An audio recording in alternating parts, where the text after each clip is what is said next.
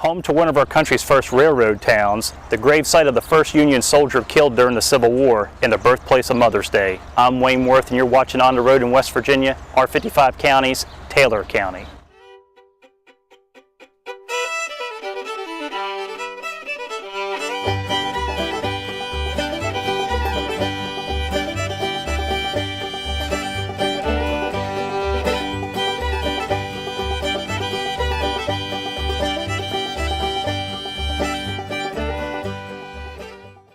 Long before famous railroads and that special day in May where we celebrate mothers worldwide, what we today call Taylor County was a rugged wilderness where only the tough survived. One tough dude was trapper John Simpson, who was known to be the earliest white explorer to roam this territory. That was 1768, and within a couple of years the first permanent settlers would set up shop on Booth's Creek near the northwestern fringe of the county and in the current community of Prunytown.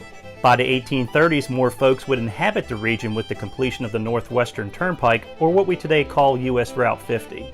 As a result, early industries involving agriculture, timbering, and transportation would take shape, and Taylor County would become official in 1844, with Prunytown being its first county seat.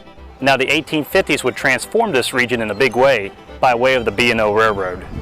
The year was 1852, and the B&O Railroad would make its way to what we today call Grafton. Believe it or not, prior to the B&O's arrival, the area that would later become Grafton was uninhabited.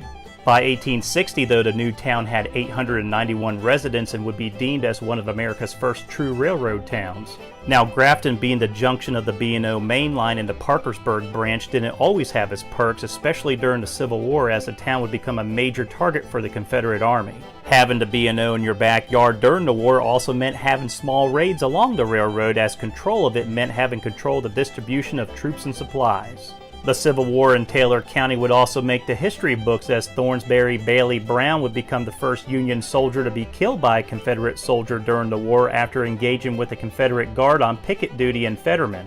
T. Bailey Brown would be buried in the Grafton National Cemetery. Now, down the road a piece is a house, and in this house was the birth of a person which would later give birth to a day in May which is celebrated worldwide. And that day would be known as Mother's Day. Used briefly during the Civil War as a field headquarters for Union General George McClellan, the Anna Jarvis birthplace would also be home to Anna Reeves Jarvis and her family. Anna Reeves Jarvis, who by the way was the mother of Anna Marie Jarvis, devoted her life during the Civil War in eradicating the spread of deadly diseases which killed many people during the war.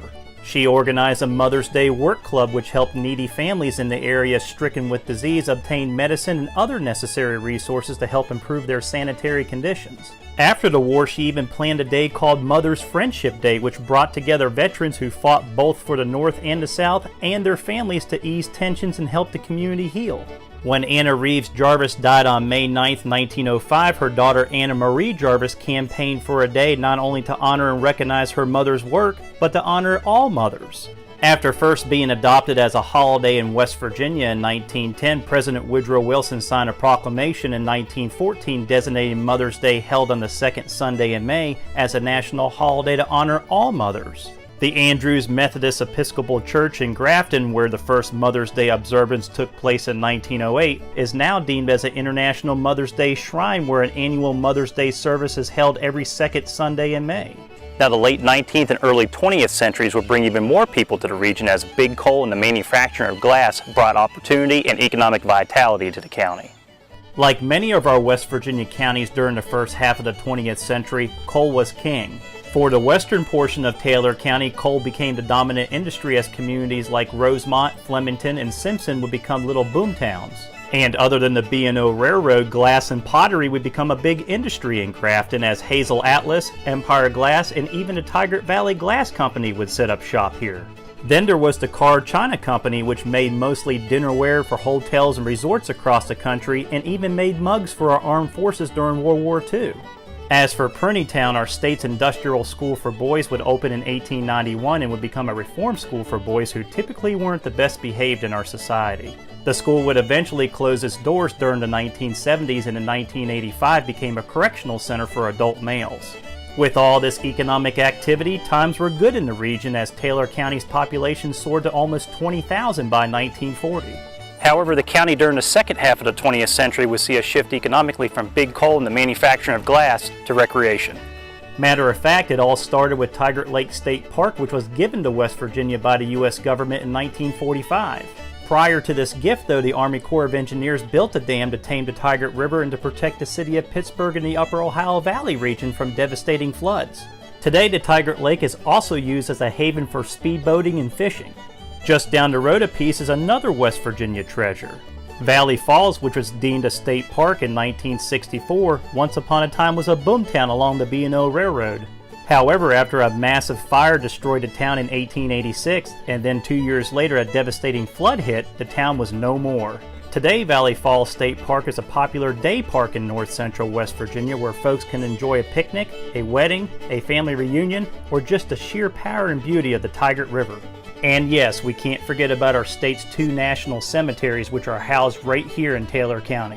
Although they are not recreational sites, they, along with Grafton's Memorial Day celebration, represents the very best of how Taylor County and we as West Virginians honor our veterans and the sacrifices they have made for our freedom. Which brings us right here to the very place where since 1908 we have celebrated mothers across the country and around the world, for they represent the true meaning of love and home. Happy Mother's Day. I'm Wayne Worth, and until next time, always remember what we value and hold important to our lives today came from events that happened yesterday, and it's when we begin to understand the events of yesterday that we fully embrace today, which makes tomorrow become less of a mystery.